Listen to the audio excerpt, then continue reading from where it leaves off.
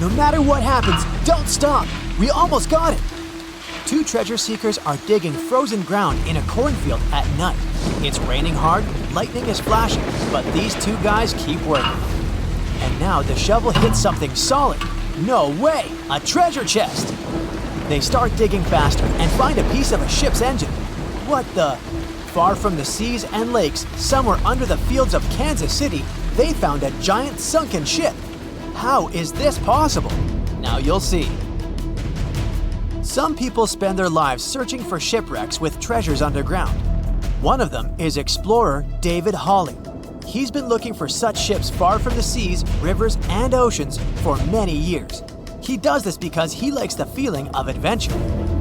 The holds of these ships may contain chests of gold, antiques, and artifacts. And you can get a lot of money for them. David says you don't have to go into the ocean to find a sunken ship. They may be lying in your backyard. But why do ships end up buried underground among fields, farms, and plains? Let's find out using the example of steamboat Great White Arabia. According to old records, the newspaper clippings, this ship had been carrying about 200 tons of treasure before it sank in 1856. Many rumors and local legends said the ship was lying underground, a few miles northeast of Kansas City. It was there because people deliberately altered the riverbed and channels of the Missouri River in the second half of the 19th century. They artificially brought the shores closer to each other. They narrowed the river to increase the flow's speed, so boats could sail much faster. In the 19th century, steamboats were the most popular means of transporting passengers and goods. Before railroads, they extended the western border across the Mississippi and Missouri rivers and brought supplies to people. That's why it was so important to increase the speed of their movement. So, on September 5, 1856, Arabia was sailing along such an estuary. It came across a snag sticking out of the water. A piece of log quickly flooded the ship. Fortunately, all passengers were evacuated. But the steamer and its precious cargo reached the silt bottom of the Missouri River in a few minutes. Several years had passed. Everyone forgot about the vessel. During this time, the course of the Missouri River had changed. But Arabia remained under the wet, muddy bottom. The soil level above it was getting higher, and the ground was losing moisture. Eventually, many decades later, a cornfield formed above the sunken ship. In the 1980s, one farmer owned this area, and he had no idea what was hidden in his territory.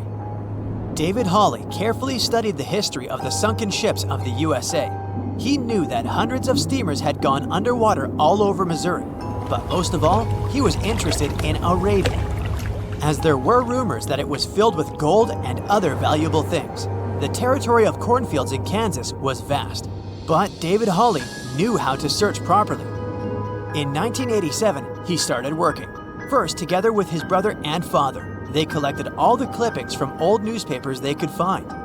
They were looking not only for information about the steamer, but also for maps of the Missouri River. They tracked its historical changes, checked the dates, and identified a large area where the steamer sank. Next, they used electromagnetic testing and other geological stuff to study the soil and find the right place. They searched for differences in ground moisture and density. Then, they went through the territory with powerful metal detectors. And so, by the fall of 1988, they had determined the location of the steamer. Arabia was the size of a football field. This gigantic vessel lay 45 feet underground, 4 stories down. But before they started excavating, they had to ask the owner of the cornfield for permission. For the farmer, this news was a big surprise. He agreed, on the condition that the excavations would be completed by spring so that he could sow a new crop. Digging a giant ship in winter is much more difficult and expensive than at other times. It includes additional equipment, electricity, and heating costs. The team worked day and night. They financed the excavations out of their own pocket. Each invested more than $10,000 and took out a bank loan. Finally, they noticed the first details of the ship. The shovels hit the huge engine boilers and the deck. The goal had been achieved. Most of the cargo lying inside the sunken ships is covered with rust, shells, mud, and is badly damaged. The contents of Arabia were in excellent condition, considering that the ship had sunk 130 years prior. Unfortunately, they didn't find the chests of gold. Still, they got several tons of other valuable cargo, household items of people who lived in the middle of the 19th century. It was a time capsule. The ship was carrying supplies for hundreds and thousands of people, and all these things were perfectly preserved. For example, they could clearly see the brand stamp Goodyear Rubber Company on one rubber shoe. The longer the excavations continued, the more things David and his team found. In the barrels, they found plates from the 19th century. They were intact and usable. Also, there were clean clothes, thousands of pairs of shoes, harpoons, frying pans, and umbrellas. The ship was carrying cargo to supply about 16 small towns. Yes, it's not gold, but such artifacts are also precious. The contents of the ship could be worth millions. However, the crew wasn't going to sell these things.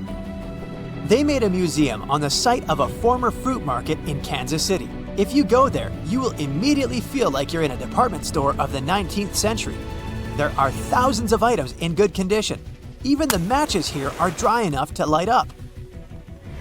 It took David many years to present the entire collection from the steamship. He values each of the items and doesn't want to sell them. Anyone can come here, pay for a ticket, and find themselves in the past. Who knows, maybe there's an old ship hidden in your backyard too. Geologists found an older vessel in the hot desert of Namibia in 2008. This ship sailed back in the days when pirates scared sailors on the seas, and now it's inside a dried-up lagoon. The ship sailed from Lisbon in 1533 and disappeared with the crew near a small diamond mining town.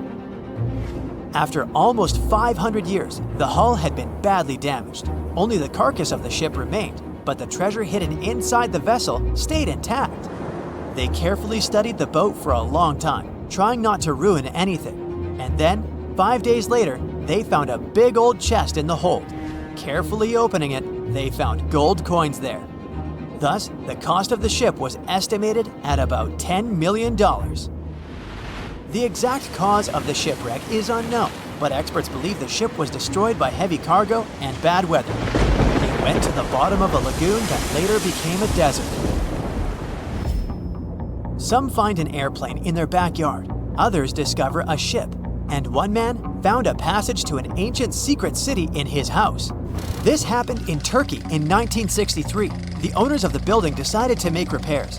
He went to his basement and knocked down the wall to turn this place into a living room. And so, behind one wall, he found a tunnel leading underground. The man thought it was some kind of a secret chamber. He went down there and realized it was something much more than that. It was an ancient city 18 floors deep. People built it in the years 780 to 1180 as a refuge from weather disasters and the invasion of enemies. This place also includes many underground tunnels that stretch for several miles in different directions. People could get to the town from different points using secret passages leading to these roads. The city can accommodate about 20,000 residents, livestock, and tons of food supplies. Archaeologists have also found a chapel, schools, stables, and public kitchens there. They say nothing is ever lost, and it's true. Let's discover ships frozen in time. The first one is truly fascinating. Here, the Antikythera shipwreck. It's a Greek trading ship from the 1st century BCE. It's located on the east side of the Greek island of Antikythera and at the merging point of the Aegean and Mediterranean seas. Around 2,000 years later, in 1900, a group of Greek sponge divers discovered the wreck. They were going to Tunisia, yet they were forced to find shelter from a storm on a nearby island. Since they couldn't go anywhere due to the storm, they decided to look for sponges until the weather got calmer. One of the divers discovered the shipwreck at depths of around 130 feet. Imagine someone going for a sponge hunt, but getting out to the surface with archaeological treasures. The captain of the sponge boat talked to the Greek officials about what they had found. The officials sent 2 ships to the wreckage. The salvage operation was successful, and discoveries are now in Greece's National Archaeological Museum in Athens.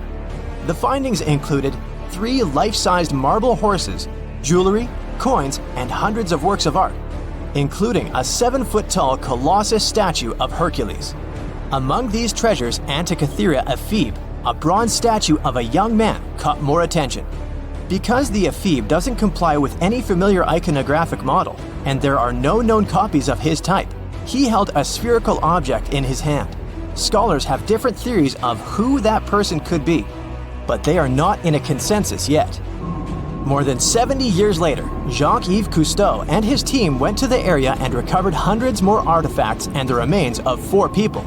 Interestingly, they discovered a complex set of interlocking gears, capable of predicting the movement of the sun, moon, and several planets. The mechanism can also show the times of solar and lunar eclipses years into the future. Think of this Antikythera mechanism as an early computer calendar, to plan significant events like agricultural activities, religious rituals, and Olympic Games. These artifacts found in the Antikythera wreckage are some of the most important findings in modern archaeology. Just the Antikythera mechanism itself has changed our perception of the limits of ancient technology. The mechanism has a sophisticated design and was made over 1,000 years ago.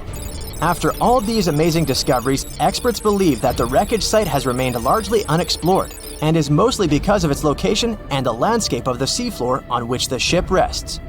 The wreck is too deep for scuba divers but too shallow to use something like a submersible. A survey made on the seafloor in 2012 showed evidence of a second wreck about 800 feet to the south. It's clear that this area has a lot to offer humanity. What would happen if those sponge hunters didn't go to the area? Scientists found a shipwreck in Antarctica at the bottom of the Weddell Sea 107 years after it sank. The name of the ship was Endurance, and it was the lost vessel of Antarctic explorer Sir Ernest Shackleton. Scientists who laid eyes on it decades later say it is among the greatest undiscovered shipwrecks ever. That is why they filmed the whole discovery. The video shows the remains of the Endurance and proves it is still in remarkable condition. It has been sitting in 10,000 feet of water for over a century, yet it looks like it sank very recently. So the story goes like this. The ship was crushed by ice and sank in 1915. Shackleton and his crewmates had to escape by themselves in small lifeboats. From then on, it was all about survival. Shackleton imagined to get his crew to safety. Then, the ship sank. Yes, this is a pretty impressive story. But why did scientists prize this ship? Firstly, Shackleton's Imperial Trans-Antarctic Expedition sailed to make the first land crossing of Antarctica. Yes, the crew was trapped in ice, but the intention was important. Secondly, it's about the challenge itself of finding the shipwreck. The Weddell Sea is almost always covered in thick sea ice. The same ice that made the Endurance sink.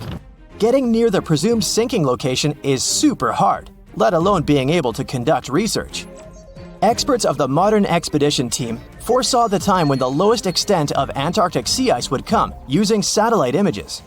They realized that the weather was in their favor to start an expedition.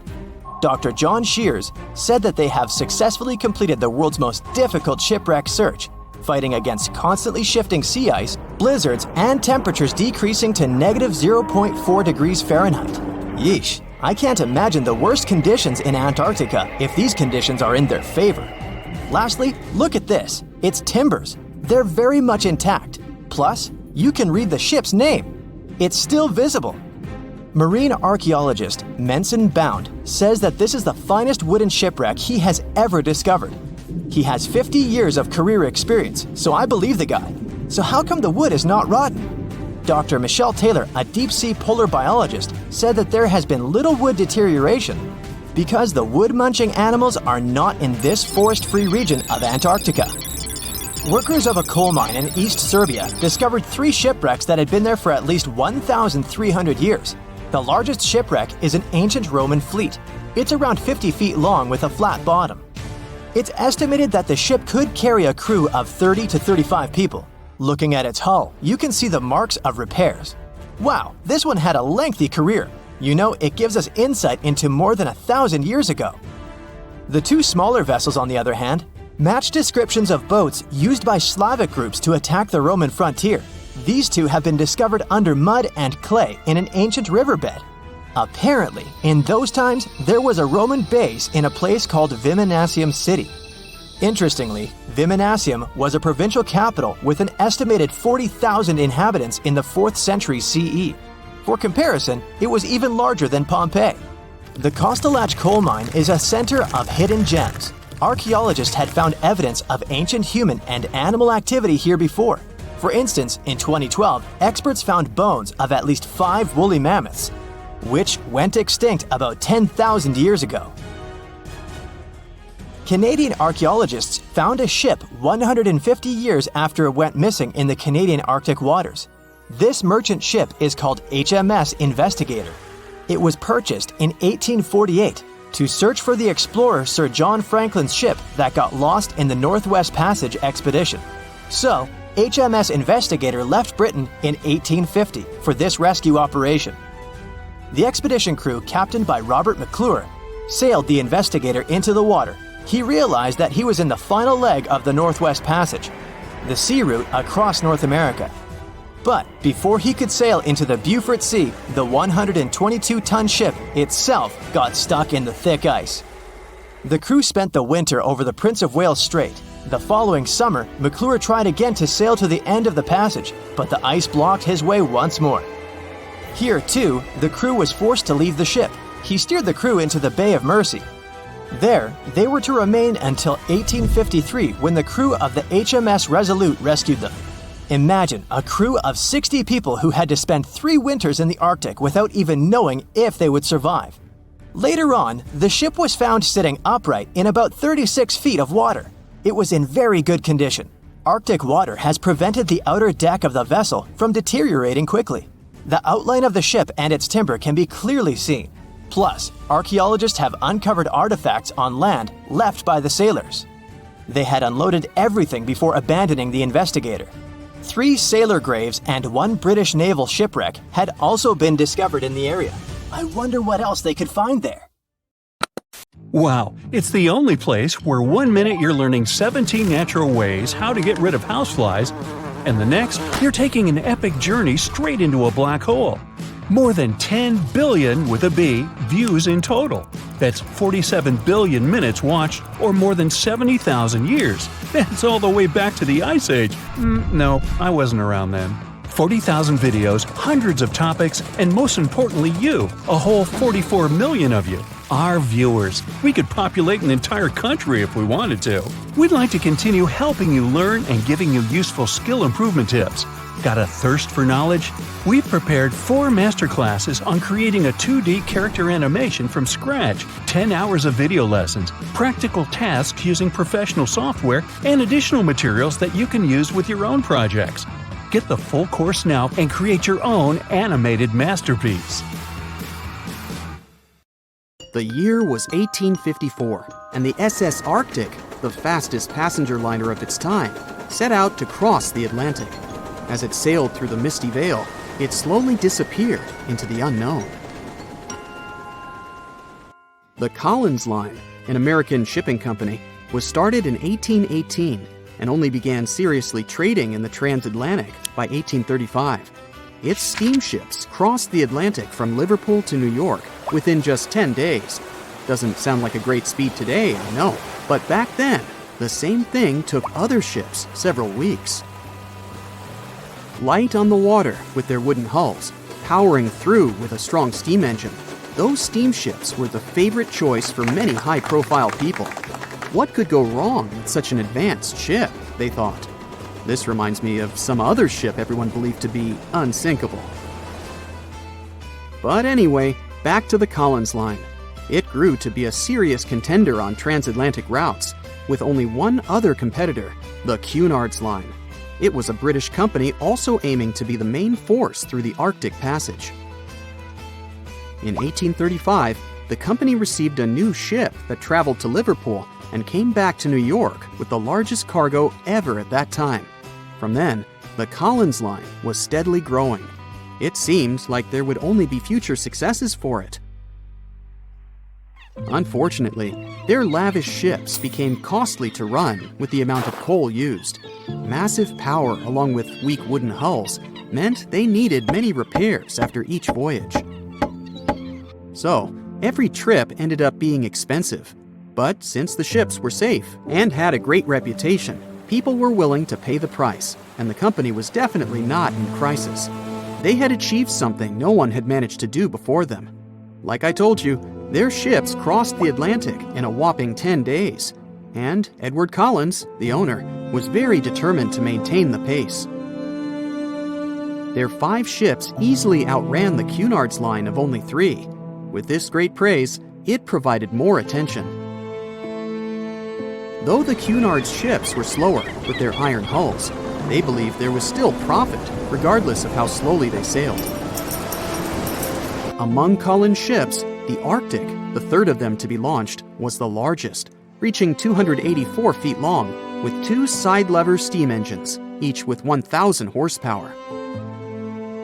The paddle wheels made 16 revolutions a minute when at full speed. At the time of its launch, the press called it the most stupendous vessel ever constructed in the United States. But glamour and fame couldn't avoid what would come next. On the 27th of September, the Arctic was on its journey from Liverpool to New York, continuing a speed pace through the thick fog.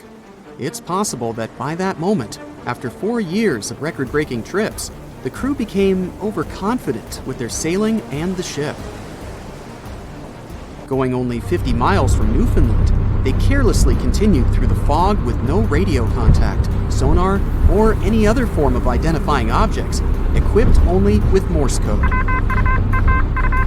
A smaller ship, the SS Vesta, which operated as a fishing vessel, often worked around Newfoundland. It was passing through the same path as the Arctic and crashed into its side. Shocked by the collision, the captain of the Arctic offered help to the much smaller Vesta, but it was soon clear that the damage that seemed minor on the Arctic was far worse. Beneath the waterline, a hole was letting water into the hull. The cost of the much faster wooden hull now seemed less valuable. They steered toward land, trying to plug the holes, but they weren't doing so well, and the seawater continued to pour in, filling up higher and pushing the ship down. And finally, once the engine room was full, it put out the boilers, taking away the massive power the Arctic was once legendary for. They moved slowly until coming to a complete stop. The ship continued to sink, and the order was to abandon it.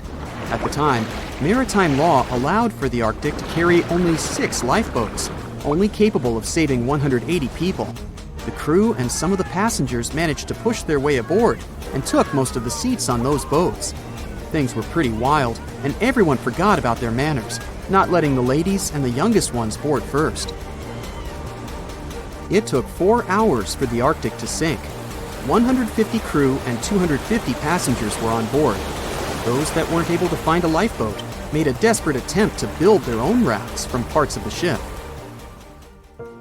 2 days later, only 3 boats made it safely to the shore. The other 3 were never found.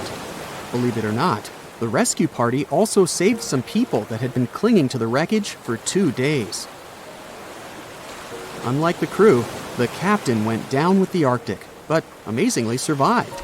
He would be only one of 85 people that made it, out of the 400 on board. When the news arrived 2 weeks later, the public responded with great sadness to the losses. Great anger soon followed towards the poor safety measures in the crew. The press published demands to change the laws for more lifeboats. It only made sense to have enough for every person on board a ship. But they ignored those requests. This neglect would lead to more disasters in the future. Enough lifeboats would only come into maritime law some 60 years later, after the disaster of the Titanic. Edward Collins' wife and 2 children were also aboard the ship and didn't return. He was heartbroken, but didn't stop running his business. The Collins line still had a reputation to uphold, the biggest, fastest, and most luxurious on the Atlantic. Edward Collins would now build an even better ship than any other. It was named the Adriatic, and it was the largest ship in the world, 354 feet long. With 2 alternating steam engines that had never been built of this size. These steam engines at the time were at the height of engineering, though today you can only see them in models and toys. With the new addition of 2 masts, The Adriatic would also be able to sail if needed. Luckily, they made some lessons from the disaster of the Arctic. But before their new ship, the Adriatic, was built, another disaster had occurred. The sister ship of the Arctic had also sunk. They believe this second ship was desperate to stay in front of the Cunard's line and hit an iceberg somewhere during the race. This weird contest took the lives of 141 people. The desperation of Collins and his weakly built hulls pushed the company towards bankruptcy in 1858. The newly built Adriatic, costing over $1 million, had only made one voyage in the end. And even that voyage was considered a disaster. The ship collided with a tugboat. It still managed to finish its maiden voyage at a suitable time. After the company had gone bankrupt, they had to sell the ship for only $50,000. They removed the great giant engines, replacing them with only sails. Although it was once the greatest ship on the high seas, it was only 30 years later until it was abandoned, labeled irreparable, and anchored in a river. The other remaining ships were also sold and only used for parts. Edward Collins left the industry altogether, seeking work on dry land instead. As the Collins line was no longer in the mix, the Cunards would grow in strength. Without competition, they would win the Blue Riband for the next 30 years, and 180 years later, after producing hundreds of ships. They still have a constant presence on the seas as they provide transatlantic crossings, world voyages, and leisure cruises. To this day, the Cunard Line is the only one to run ships between Europe and America, and it's great proof that it's not always the fastest that's the best. There's a stretch of water that even the most experienced explorers fear. No matter what season you choose to cross it in, you risk meeting face-to-face with waves that can reach as tall as the Hollywood sign. I'm talking about the Drake Passage, the waterway connecting the Pacific Ocean to the Atlantic Ocean, stretching from Cape Horn at South America's southernmost tip to Antarctica's South Shetland Islands. It's about as wide as the distance from London to Berlin and takes up to 48 hours to cross. Some sailors compare getting on the other side to going to the moon. That's how challenging it is. Even the man who discovered it, Sir Francis Drake, never sailed these waters because they seemed too dangerous to him and opted for a calmer, although longer, Strait of Magellan. The passage took the lives of around 20,000 sailors and over 800 ships. Tourists who want to see Antarctica cross the Drake Passage on a regular basis, although it's still often called the world's most terrifying ocean crossing. The Antarctic Peninsula, where travelers go, isn't really part of Antarctica itself. It sticks out and points towards South America like two fingers almost touching it. The water gets squeezed between these two land masses, making strong ocean currents. The passage is part of the Antarctic Circumpolar Current, the largest ocean current on Earth. The water rushes through the passage at a speed between 95 and 150 million cubic meters per second, which makes it rougher. And then there are winds that usually blow from west to east and are very strong between 40 and 60 degrees latitude. That's why those areas are called the Roaring Forties, Furious 50s, and Screaming 60s. Land slows down winds, which is why storms hitting Ireland and the UK get weaker as they move east. But Drake's latitude is the only place where winds can blow all around the Earth without being stopped by land. So they keep getting faster. These strong winds turn into huge waves that can hit ships really hard, normally around 13 to 16 feet tall. They're much higher than waves in the Atlantic. Drake Passage also has underwater mountains that you can't see. The huge current squeezes through this narrow passage and causes waves to crash against these mountains underwater. These internal waves create whirls that bring cold water up from the deep ocean. So it's not just rough on the surface, the water is wild all the way down. The first sailor managed to sail around Cape Horn and through the Drake Passage in 1616. It was a Dutch navigator, Willem Schouten, in 1616. But the most famous attempt to cross it was undertaken by Sir Ernest Henry Shackleton on his ship named Endurance. He and 27 of his men set off from South Georgia, aiming to reach Vassal Bay in Antarctica. But things didn't go as planned. On January 19, 1915, their ship got stuck in the ice. And by October, it began to sink. They camped on floating ice for 2 months before sailing lifeboats to a remote, icy place called Elephant Island. Shackleton and 5 men made a risky journey to South Georgia to get help. It took them 15 days to cross Drake Passage with hurricane winds. Finally, they arrived safely and organized a rescue for the rest of their crew. Scientists found the shipwreck of Endurance only in 2022, 10,000 feet below the water. In December of 2019, 6 fearless athletes decided to cross the Drake Passage by rowing a boat for the first time in history. It took them 12 days of non-stop rowing with a 90-minute rotation of rowers. They managed to do it, and it was probably the hardest possible way to cross the passage. The athletes mentioned it was cold, wet, and dirty, and the waves hit them like walls.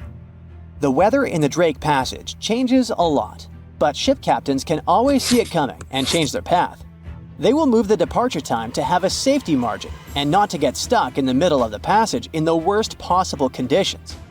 Sometimes, the journey will be smooth and calm, and they call it Drake Lake. Other times, people on the ship will feel rough waves, which is called Drake Shake. Some experienced captains who often cross the passage say that the Drake Lake effect happens once in every 10 crossings. And they see the Drake Shake once or twice in every 10 journeys.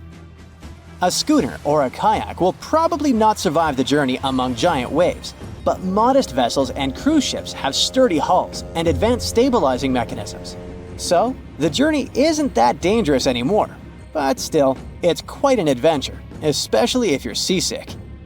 If you don't feel like risking it but want to travel from the Pacific Ocean to the Atlantic Ocean by water the fast way, the Panama Canal is waiting for you. People first started thinking about making a water path across Panama in the 16th century. Back then, a Spanish explorer found out that only a thin piece of land separated the two oceans. But it seemed impossible to build it because of the mountains and thick jungle, so the idea had to wait a couple of centuries. Finally, in 1880, France, led by the man who built the Suez Canal in Egypt, tried to make the canal. But the people who started the construction soon found out it was much harder than it looked on a map. The land in Panama was one of the toughest and most dangerous places to dig a big waterway. Workers had to literally move huge mountains in a jungle full of snakes, where it was really hot and rainy. During the wet season, heavy rain turned rivers into wild rapids and soaked the workers. Sometimes, they didn't see the sun for 2 weeks, and their clothes stayed wet all the time. Big rocks were falling, and tiny mosquitoes that carried malaria made people very sick. And then, an earthquake happened on top of everything. They were losing thousands of people. That's why France decided to abandon the project after 7 years. Then, the United States bought the French assets in the canal zone and finished it by 1914. It cost the US around $375 million. The 50-mile-long passage of water saves ships traveling between New York and San Francisco 7,872 miles. Around 14,000 ships use it every year and pay around $1.8 million in tolls. So it looks like it all paid off. Another challenging waterway in this part of the world is the Amazon River. It's around 4,300 miles long and flows through 3 countries with over 30 million people living in its basin. But there isn't a single bridge across it. The river has many marshes and soft soils, so engineers would need to build very long bridges and very deep foundations, which costs a lot of money. Building bridges over deep water is tough, but in other places in the world, engineers can use things like floating platforms to help. The river's path and water levels change a lot during the year. During the dry season from June to November, the river is usually 2 to 6 miles wide. But in the wet season, from December to April, the river can become as wide as 30 miles. And the water level can rise by 50 feet. That's why they can't build floating bridges or pontoons. The riverbanks are made of soft dirt that moves and erodes with the seasons, and it makes things even harder. It would have to be an absolutely unique project to overcome all these challenges. Luckily, there's no pressing need for a bridge across the Amazon right now. The river mostly goes through areas that are sparsely populated, so there aren't so many major roads to be connected by bridges. If I asked you to name the most famous shipwreck of all time, you'd go with the Titanic, right? The Atlantic Ocean, the hope for new life, heartbreaking love stories. It had it all to become a blockbuster. But I guess you've never heard of SS Princess Alice that submerged in the sewage of the River Thames, taking between 600 and 700 lives with it. Life in 19th century Victorian London wasn't easy, especially for working class folks. Affordable public transport and bank holidays made it a bit easier. The people could escape to the coast on a train or pleasure boat, even if it was just for a day. Sheerness on the Isle of Sheppey in Kent started as a fort under Henry VIII and then grew into a bustling town with a dockyard. When they added a railway station in 1863, it became a prime destination for day trippers and holidaymakers. Seaside promenades, charming piers, and a whole bunch of fun stuff to do by the sea. It had it all. A bit inland along the River Thames, you had the Rocherville Gardens. These gardens had archery lawns, bowls, mazes, lakes, cliff walks, and even a floral bazaar. Plus, there was an aviary, a bear pit, and a skeleton of a lost whale that had taken a wrong turn in the Thames. Londoners of the late 19th century could hop on a train or cruise along the Thames by boat, and both options were pretty popular. But on the 3rd of September, 1878, way more people than usual opted for the boat. They chose it over the railroad after a passenger train had collided with goods wagons in Kent, taking the lives of 5 people. The river felt like a safer way to go. One of the ships available for the trip was the SS Princess Alice. The paddle steamer was first launched in 1865 on the west coast of Scotland. Its original name was the Bute, and it was used as a ferry for the passengers of the Weems Bay Railway Company. A couple of years later, it was sold and renamed after Queen Victoria's 3rd child. Then, it was sold again and got the nickname the Shah's Boat, as it transported the Shah of Persia up the Thames to Greenwich in 1873. The ship had gone through several alterations in its lifetime. It got new boilers and watertight bulkheads. The Board of Trade had inspected it and marked it safe. In the year of its final voyage, it was officially allowed to carry up to 936 passengers between London and Gravesend in calm water. On the day of the tragedy, Princess Alice was on what was called a moonlight trip downstream from Swan Pier near London Bridge to Sheerness, Kent and back. The trip wasn't expensive, so most of the passengers were from the working class. There was also a musical band aboard to keep the spirits up. The 3rd of September was a bright day, and many families were happy they could catch some final summer sun rays and enjoy fresh sea air. The then owner of the ship, the London Steamboat Company, had several vessels working on the route. The passengers were free to hop on and off different ships. At around 6:30 p.m., after a beautiful day in the open, the SS Princess Alice headed back to Swan Pier. No one kept official lists of passengers, so we'll never know exactly how many people were on board that evening. But they say the steamer was close to its full capacity. As it got darker and cooler, many families decided to stay inside the saloon or in their cabins below. Some stories from the steamer sound like fate. The captain of Princess Alice let his steerer stay at Gravesend and replaced him with one of the passengers. John Ayres was a sailor but had little experience at the Thames or with a vessel like Princess Alice. Alfred Thomas Merriman, a chef from East London, had been offered to work on the steamer at the last moment. He was 30 years old and a father of 4, so he couldn't say no to extra money. At around 7:40 p.m., he was standing on the deck by the saloon door. By that time, Princess Alice had passed Tripcock Point and entered Galleon's Reach. The passengers could see the North Woolwich Pier in the distance. Many of them planned to disembark at that stop. And that's when Merriman noticed a huge ship carrying coal. It was Bywell Castle. This vessel normally carried coal to Africa, but it had just been repainted at a dry dock. Bywell Castle was going to Newcastle to pick up some coal and transport it to Alexandria, Egypt.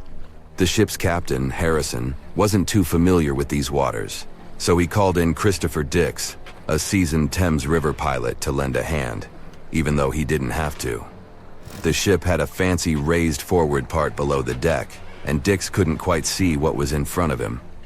So, they had a sailor on lookout duty.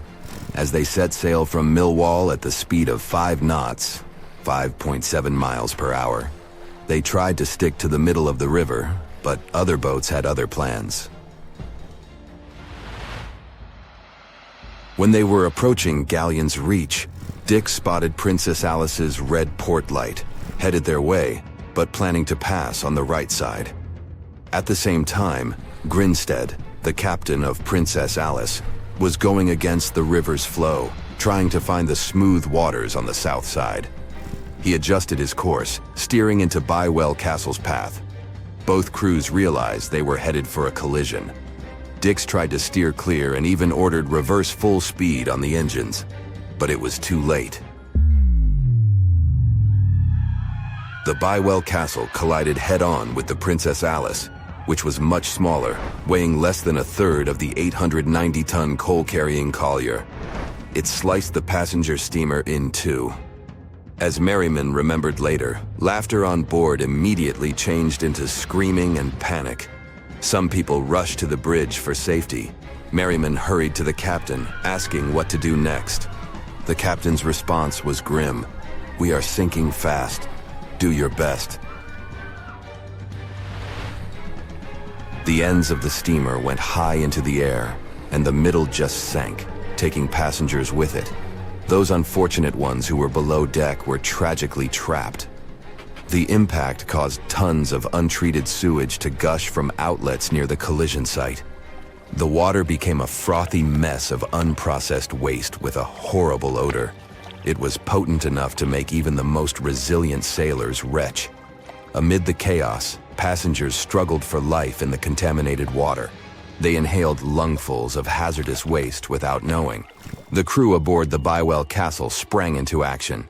They dropped ropes from their deck, urging Princess Alice's passengers to climb aboard. Anything that could float, from planks to barrels, was tossed into the water to serve as flotation devices for those in need. Other members of their team launched a lifeboat, saving 14 people. Nearby boats, moored along the riverbanks, joined the mission, plucking survivors from the water. Many of Princess Alice's passengers didn't know how to swim, and it was even trickier for ladies wearing long, heavy dresses. Merriman was among the lucky ones who could swim. He first held on to a piece of wreckage, and then, when others got to it, swam away and caught onto a rope hanging over the side of the Bywell Castle. They managed to save around 130 people this way. Another survivor was Robert Haynes, who played in the Princess Alice band. He was fond of ships and had noticed the Bywell Castle a couple of minutes before the collision. He chose not to follow the rest of the band, who went downstairs for a break, and that saved his life. Princess Alice's sister ship, Duke of Teck, arrived 10 minutes too late to assist with the rescue efforts. Only 2 people who had been below deck or in the saloon managed to survive the collision. We still don't know the total count of lives taken on that day, but it's somewhere between 650 and 700. And what makes this story even more tragic is that it has been mostly forgotten. What is a boat doing in the middle of a desert? You would expect to find a seagoing vessel closer to shore. This is the question archaeologists have been asking for decades. In 1988, there was a storm near one of the most important archaeological sites in ancient Egypt. A wooden structure emerged from the sand. It was hollowed out by termites. Scientists were determined to solve its mystery. In 2000, they began excavating the site near Abydos, Ubidos.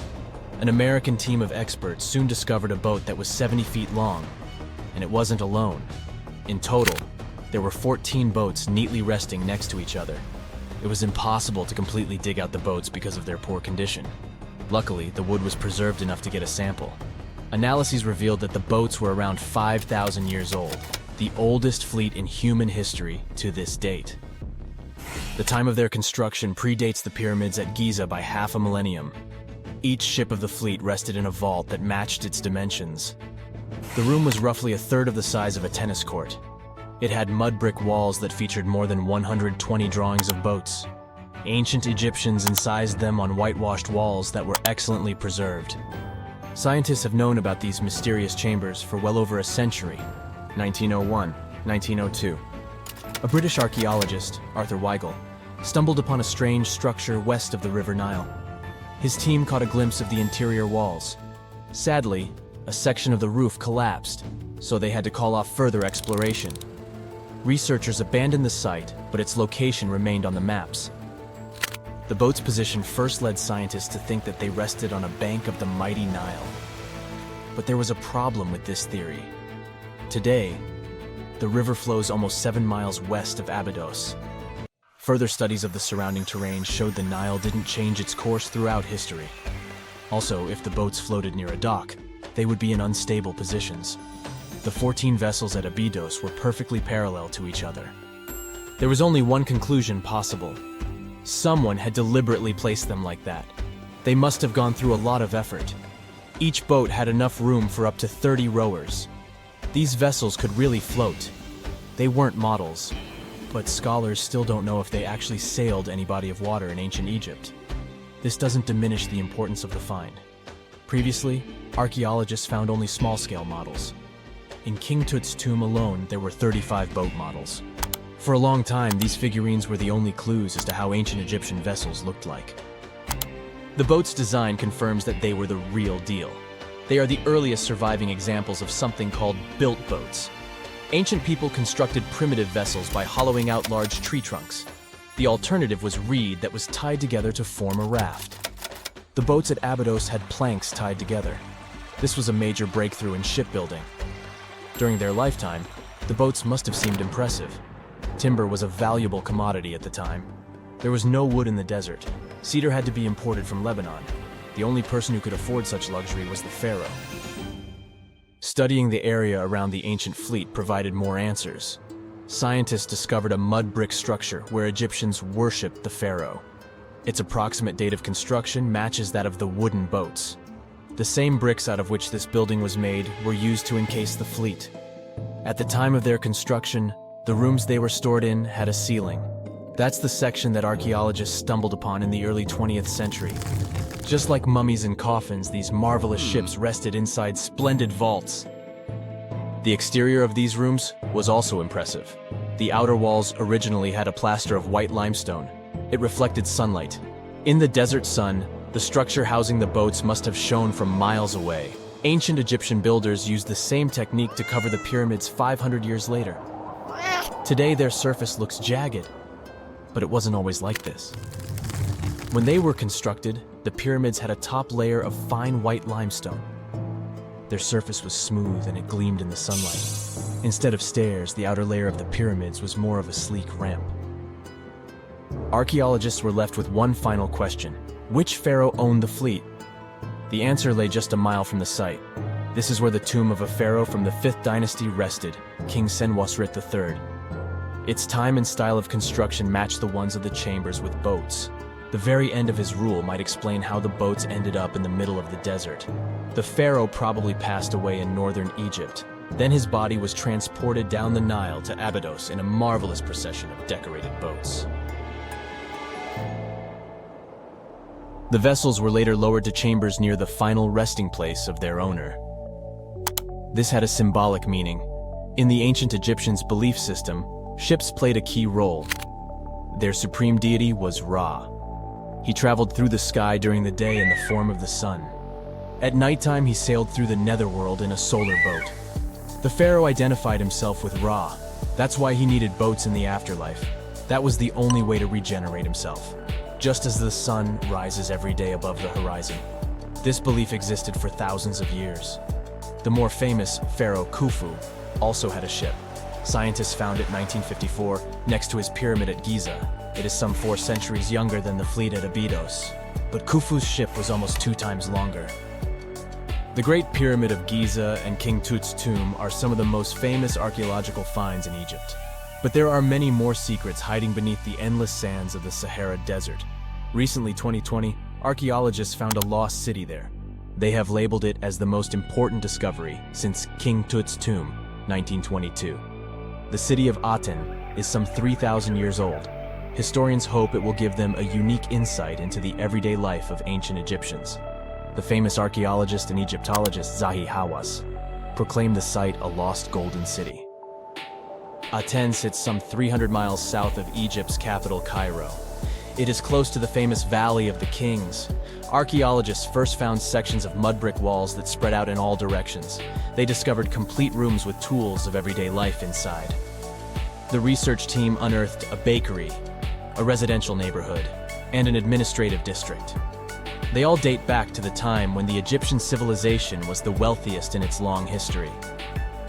They were also the first to make objects from iron. In 1911, scientists found a set of iron beads near a village in Lower Egypt, El Girza. These are the earliest known iron artifacts. The discovery is literally out of this world. Ancient people made them by beating into shape a piece of a meteorite. The 9 beads were once part of an ornate necklace. They are now blackened and corroded, which is perfectly normal for a piece of jewelry that is over 5,000 years old. They consist of an iron-nickel alloy. Researchers were impressed by the skill of ancient jewelers who processed the beads. Their craftsmanship is more impressive when you think that they didn't know the stellar origins of the material. The Great Pyramid of Giza also has a remarkable feature. An international research group investigated the electromagnetic response of the structure to radio waves. They found that the pyramid has the ability to concentrate electromagnetic energy inside it. This occurred inside its chambers as well as under the pyramid's base. It contains an underground, unfinished chamber. It seems that the electromagnetic response is connected with the properties of limestone, the Great Pyramid's main building material. The research results might have a practical application. The way solar cells and nanosensors function could be improved by this remarkable find.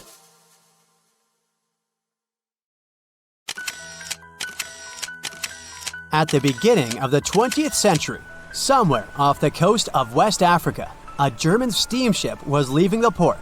Suddenly, the weather got worse, and the vessel entered a thick fog. The sailors ran aground on a sandbank close to the shore. Luckily, no one was hurt, and they were even able to save their precious cargo. But the ship was stuck in the sand for good.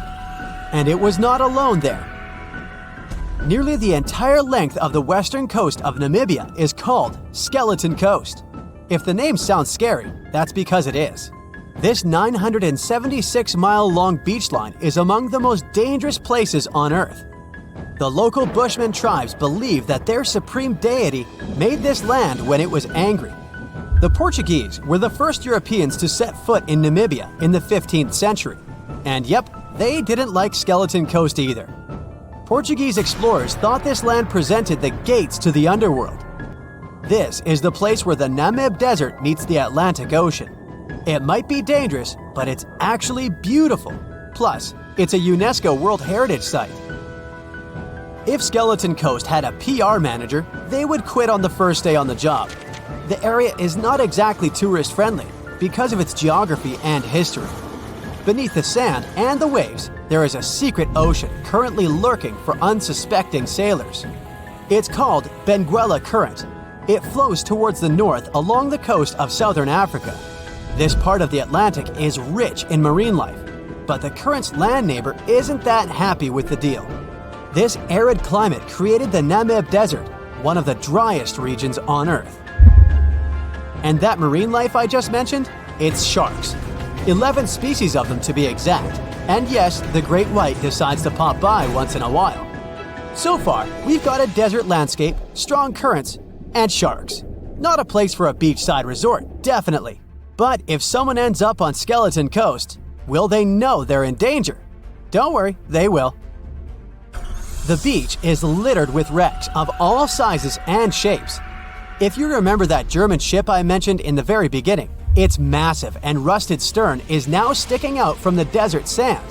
There are some 500 wrecks in total scattered along the coast, and it's a mixed crowd, from Portuguese galleons centuries old to ships that ran ashore here in the 21st century.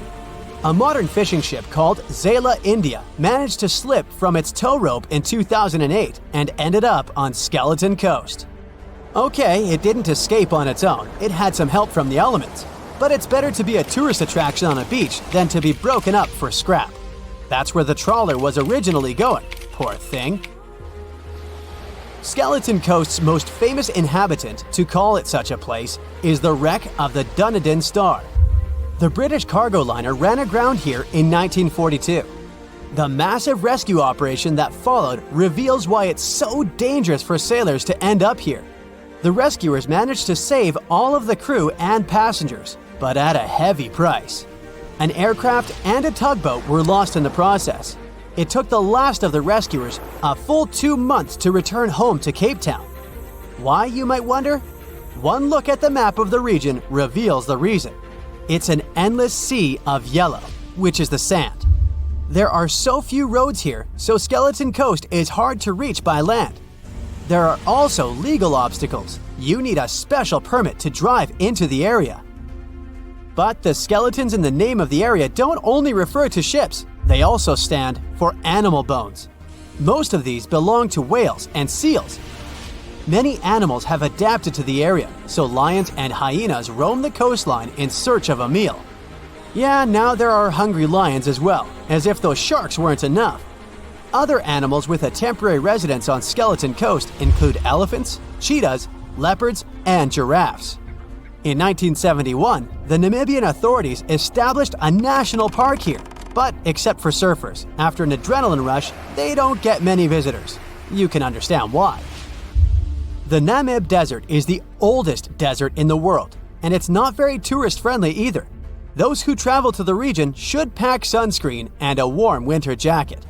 A weird combo, right? Well, not so much when you think that during the day, temperatures soar over 110 degrees Fahrenheit. At night, the air temperature drops below freezing. What a climate roller coaster! And that's not the final danger. Yep, there's more. Remember how that German ship got lost in thick fog? Yeah, it wasn't a one-off event. Because of the region's climate, fog shows up frequently. Sailors should cover their ears now, but this fog is actually good for wildlife. This is their only source of water in the Namib Desert. Reptiles and mammals have adapted to the harsh climate. They use as little water as possible. Shifting sands, thick fog, strong currents, lions, and sharks. Not the stuff you would put in a tourist booklet, but Skeleton Coast isn't the only beach on Earth you wouldn't want to spend your vacation on. I will take you to Cape Tribulation in Australia. The area covers some 48 square miles in the northwestern part of the continent. And no, the area is not as dry as Skeleton Coast.